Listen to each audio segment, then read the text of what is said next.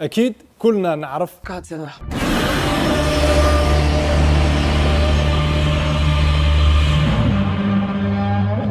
وكلنا نعرف بعد ياماها رابتر 700. بس السؤال المطروح، كيف ممكن نسوي صوت جودزيلا على الرابتر 700؟ هي نعم، نقدر نسوي صوت جودزيلا على رابتر 700. شيء بسيط وكل شيء ممكن عند الخبيزي. نعم، بس لا تنسوا الاشتراك في قناتنا، فولو ولايك، وبعد لا تنسوا الضغط على زر الانذار عشان يوصل كل ما هو جديد من عند الخبيزي. اليوم راح نتكلم على شيئين هما اللي يقدروا يعطيوا لنا صوت خطير جدا على الرابتر 700 يا شباب. تعال نشوف مع بعض.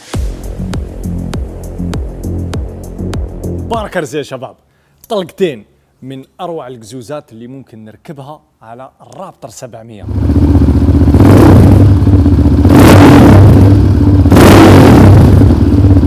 شيء جميل يكونوا طلقتين على الاخر بهذا الديزاين الروعه واللون الجميل على السيلفر.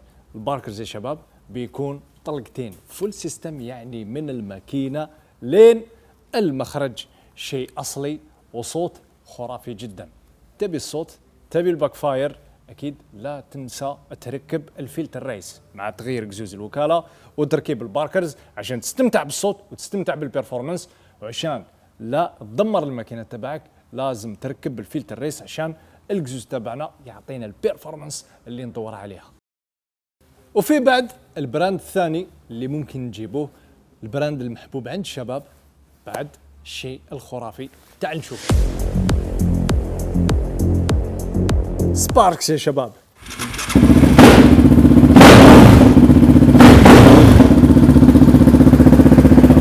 اللون الجميل والشكل الخرافي المحبوب عند الشباب، محبوب الجماهير. نعم، سباركس الشيء الروعة. قزوز بيكون طلقة واحدة من الماكينة لين آخر طلقة تبعه، مع قواعد سهل جدا في التركيب.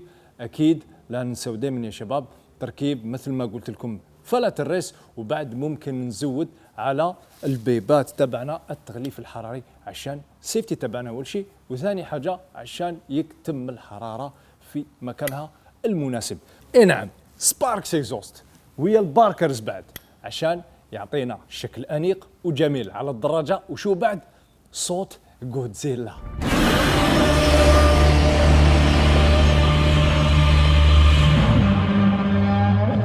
اي نعم، المتعة على البر مع الخبيزي متوفر في فرع الشارقة، دبي، ابو ظبي والكويت، مع إمكانية التوصيل بأحسن الأسعار. حياكم شباب.